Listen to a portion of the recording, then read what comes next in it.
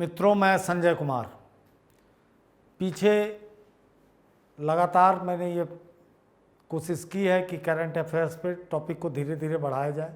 हमारी कुछ सीमाएं हैं, तो पर्यावरण पे क्लास शुरू हो गया था और पर्यावरण सीरीज का ये दूसरा क्लास है।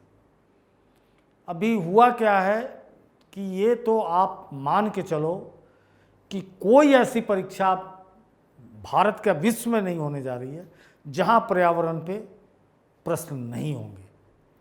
इसलिए केवल एक टॉपिक पर्यावरण कर लेने से आपको निश्चित कुछ प्रश्न आएंगे, लेकिन इसका फील्ड बहुत बड़ा है। मैं ये प्लान कर रहा हूं कि जल्दी से जल्दी पर्यावरण पे कई टाइप्स के क्लास शुरू किए जाए। दूसरी बात है कि पर्यावरण सारे स्टूडेंट के लिए बहुत ज़रूरी है। कोई भी विश्वविद्यालय देश में अब नहीं है जहां पर्यावरण को पढ़ना नहीं होगा बच्चों को, कहीं फर्स्ट सेमेस्टर, कहीं सेकेंड सेमेस्टर। लेकिन पर्यावरण अध्ययन के बिना आपकी शिक्षा अधूरी है। ये यूजीसी का गाइडलाइन है और कंपटीशन आईएएस से लेकर सब जगह है। तो जो कक्षा शुरू की है उसी का अगला चरण है। इस कक्षा को मैं क्वेश्चन आंसर फॉर्मेट में ला रहा हूँ। बहुत बच्चे कहते थे कि कुछ क्वेश्चन आंसर डिस्कस कीजिए। इसका आंसर डिस्क्रिप्शन में होगा। बेहतर ये होगा कि अगर आप ईमेल और व्हाट्सएप से जुड़ जाएंगे तो बहुत स्टडी मटेरियल आपको डाल दूंगा जो ज़रूरी है, जो कक्षा के अतिरिक्त है। लेकिन उसके लिए आपको अपना व्हाट्सएप उससे जुड़ना होगा, क्योंकि डिस्क्रिप्शन की एक सीमा है, उसमें 5000 वर्ड से ज़्यादा का हम कुछ भी डाल नहीं पाते हैं।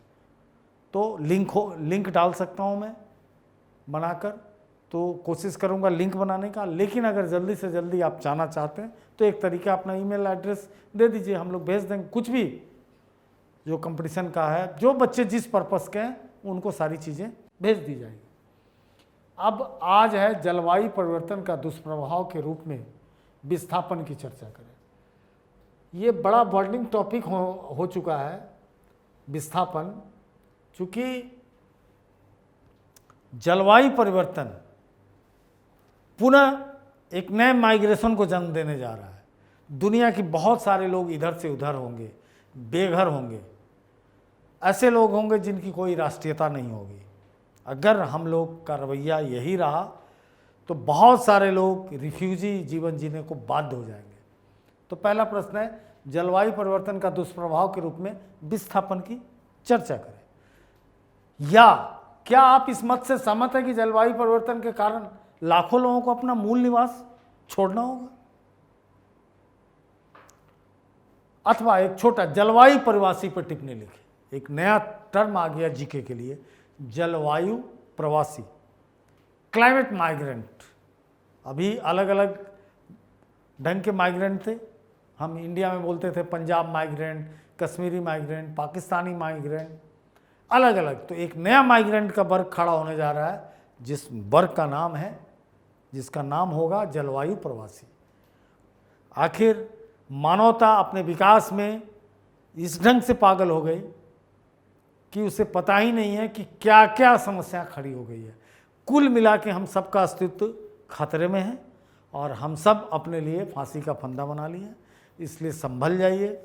आज से भी हम लोग कुछ ना कुछ पर्यावरण को बचाने के लिए प्रयास करेंगे तो इन समस्याओं में थोड़ी कमी होगी, रुकावट होगी, अवरोध खड़ा कर सकते हैं।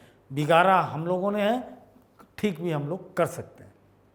तो इसका उत्तर के रूप में मैं आज के कक्षा की चर्चा करूंगा। शुरुआत कर रहा हूं कि विश्व बैंक द्वारा एक रिपोर्ट, ग्राउंड्सवेल रिपोर्ट पब्लिश हुई है, जिसके दूसरे भाग में जलवायु परिवर्तन से उत्पन्न विभिन्न संकटों की चर्चा की गई है।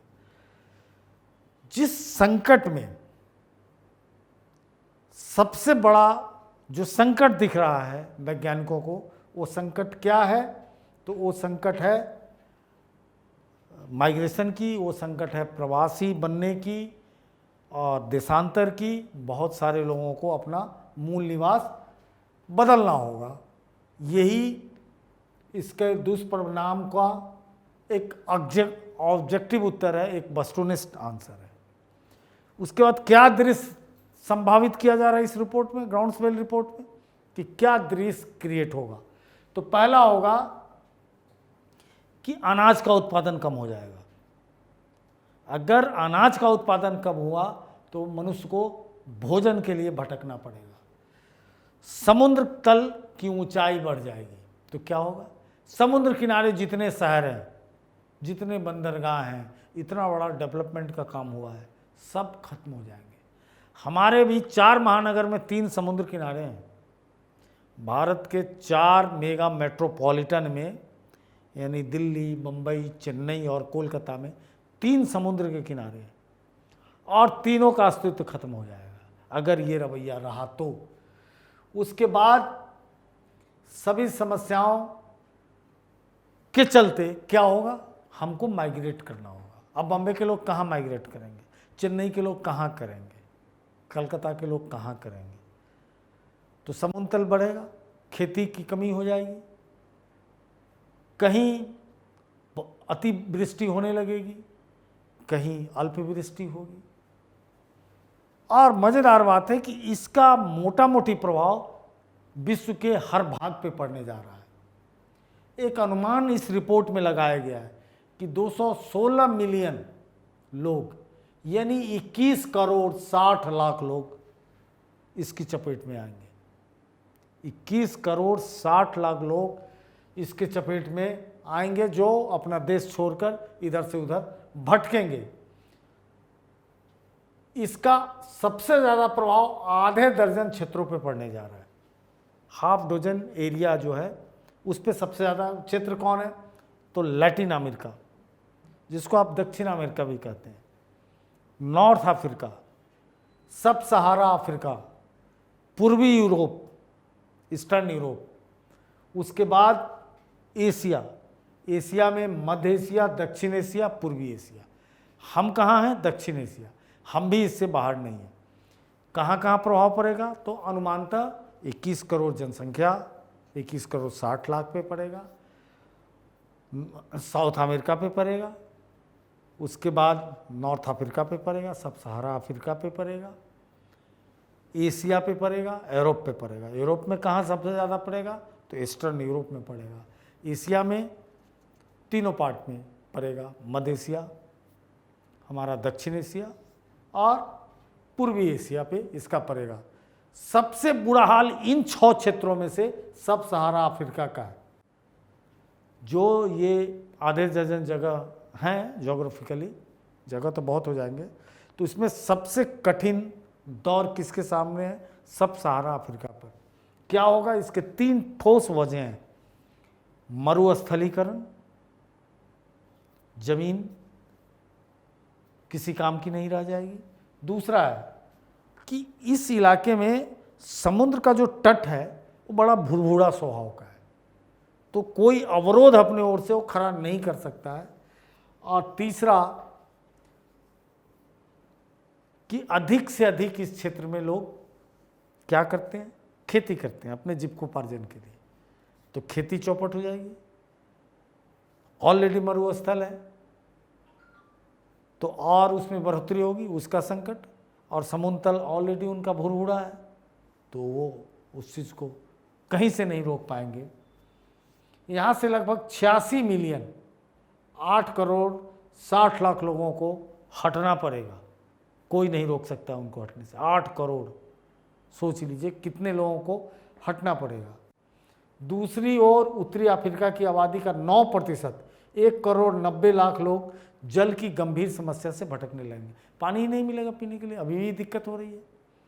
तो कितने लोगों को पानी नहीं मिलेगा? लगभग 2 करोड़, 1 करोड़ 90 लाख यानी 2 करोड़ लोग गंभीर संकट में फंसने जा रहे हैं। इसमें है पूर्वी ट्यूनीशिया, कौन कौन से देश सब सहारा के? तो पूर्वी ट्यूनीशिया, उत्तरी पश्चिम अल्जीरिया, दक्षिण मोरक्को आदि हैं।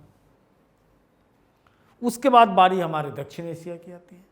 तो दक्षिण एशिया में जो सबसे बुरा हाल होने वाला है, सबसे पहले हमारा कभी अंग था, आज हमारा वो पड़ोसी है, अच्छा पड़ोसी है, बांग्लादेश। क्या दिक्कत बांग्लादेश में हो जाएगी? तो बांग्लादेश के अंदर अनाज की कमी हो जाएगी। क्या स्थिति होगी? पहला कि अनाज की कमी होगी, यानी फसल बर्बाद हो जाएंगे, और बाढ़ की स्थिति हो जाएगी। भयंकर बाढ़ आएगा और फसल बर्बाद होगा।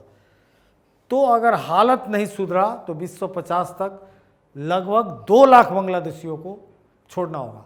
आज ही हम दिल्ली में कहते हैं कि बांग्लादेशी है, हालांकि अब बांग्लादेश से माइग्रेशन का स्पीड रुक गया है, लेकिन 2050 तक वो कहाँ जाएगा 2 करोड़ लोग, सोच लीजिए। तो सबको मिलकर, और भारत की समस्या तो अपनी है ही, भारत अलग है नहीं, लेकिन भारत के चैप्टर में हम इसकी सारी समस्याओं को बताएंगे। तो इस तरह से हमने प्रदूषण का क्या खेल कर दिया, ये समझने की बात है। एक बहुत इंपॉर्टेंट बात है कि इस वर्ष का नोबेल पुरस्कार जो मिला है 21 का, वो 3 लोग हैं, 3 अलग अलग देश के हैं। वो सबको फिजिक्स में, भौतिकी में इसी से रिलेटेड चीज़ों पे मिला है, यानी क्लाइमेट चेंज के ही स्टडी पे मिला है कि उनका जो मानना है कि जल वाष्प जो ऊपर जाता है, उस वाष्प के साथ जो लैटेंट हीट है, उस वाष्प को बनाने के लिए जो हीट उसके साथ कैरी होता है, वो कितना हमारे अपर स्फीयर के लिए खतरनाक है और उसके क्या प्रभाव पड़ते हैं। इसलिए गंभीर हो जाइए, सदैव पर्यावरण से खबरों को अंडरलाइन करके लिख के रखिए। कोई ऐसा दिन नहीं है कि अखबार में खबर नहीं आती। आपको जान के आश्चर्य होगा कि कोरोना पेंडेमिक के दौरान हिंदी अखबार पता नहीं ये कहाँ रहते हैं, या ये वैश्विक खबर है इसलिए ध्यान है। सबसे ज़्यादा जब मैं उस पेंडेमिक के दिन में पढ़ता था तो एक तरफ तो मैं डर जाता था कि देश में इतने लोग मर रहे हैं, यानी मई जून जुलाई के अखबार का 50% खबरें दुनिया के अच्छे अखबार की, Washington post, New York times, guardian, मतलब जितने अच्छे अखबारों को मैंने देखा उस सारे अखबारों में 50% से अधिक की खबर थी पर्यावरण से जुड़ी। मतलब सोचा नहीं जा सकता था कि उत्तरी अमेरिका, यूनाइटेड स्टेट्स में इतने ज़्यादा बाढ़ की स्थिति बन गई, इतनी बारिश हुई कि शहर इतना परेशान रहा। एक तरफ कनाडा में 55 डिग्री तक टेम्परेचर चला गया, सोच लीजिए। मतलब चारों ओर तबाही थी। ब्रिटेन, फ्रांस, सब पश्चिम के देश परेशान थे। हमारे यहाँ लगातार दोनों तरफ हिंद महासागर, अरब सागर, सब जगह आपने देखा साइक्लोन का तांडव बना रहा। अभी तक मौसम संभलने का नाम नहीं ले रहा है। देख रहे हैं कि मार्च से बारिश चालू हुई है, सितंबर बीत गया, अक्टूबर है, कहीं ना कहीं बारिश लगातार हो रही है। किसी हिस्से में बहुत बारिश हो रही है।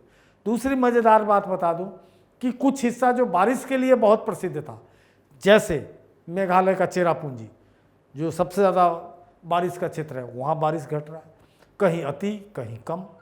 तो सारा संतुलन बिगड़ चुका है और इस संतुलन को बचाने की दायित्व हम सब की है, इसलिए आगे आना होगा।